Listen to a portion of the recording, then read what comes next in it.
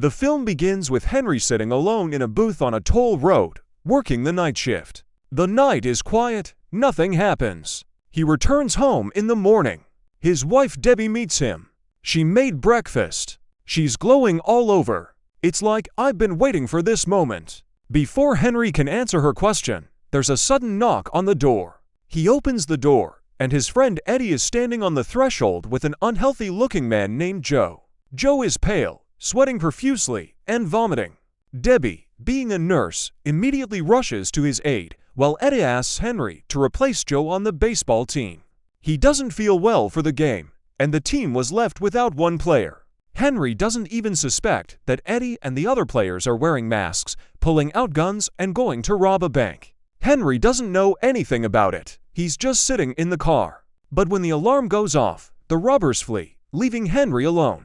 A policeman nearby notices him and becomes alarmed. Henry has exactly the same uniform as the robbers. The court decided to sentence Henry Torno to 3 years in prison.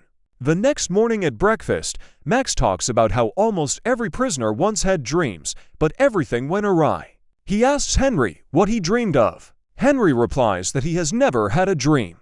The head of the parole board asks, if we decide to release you, what will you do? He responds in a rather brash manner to the head of the commission, and Henry is given parole. After getting out of prison, he visits Debbie and is surprised to learn that Joe now occupies the main place in her life. Debbie is pregnant, as she dreamed, and Henry is trying to digest all the changes that have happened. Later, he stands at the very bank that started the whole story. He doesn't notice the approaching car that is beating him up. The driver is a woman named Julia, who yells at him for being inconsiderate. The headline in the newspaper Henry is reading reports an attempted bank robbery through a tunnel. He goes outside and notices that there really is a tunnel between the bank and the theater opposite. Max is not thrilled with this idea and makes it clear that he is not so easy to persuade. Later, Henry goes to the theater.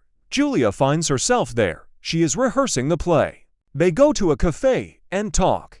Henry praises her for her acting, unlike the director, who attacked her with criticism. Julie thanks him for not suing her after the hit and run. Meanwhile, Max is undergoing a parole review. He follows Henry's advice to behave well in front of the commission and is released. With his charm of an old scoundrel, Max gets all the necessary information about the bank vault. Now they return to the theater to find the tunnel. Julius is not happy to see Henry again, especially in Max's company. He pretends that he once performed on this stage. The person conducting the tour behind the scenes gets carried away with the story and shows the exact place where the tunnel was built. Max starts banging on the walls, figuring out what's behind them. Later, Max and the tour guide return just as Henry confesses to Julia that he has recently been released from prison. Later at home, Max brings up the topic of how they will remove the earth from the excavation site onto the roof. Meanwhile, Henry is going on a date. After dinner, they go to the waterfall nearby. It is there that Henry first reveals himself to Julie. He tells how he got into prison and then, with a half smile, admits that he was seriously planning to rob a bank. Julie finds it hard to believe his story, but she enjoys being with him. After an unexpected kiss, Henry is charmed by Julie's energy. Her courage, her will to live, her bright soul, everything about her was admirable. That's all he needed.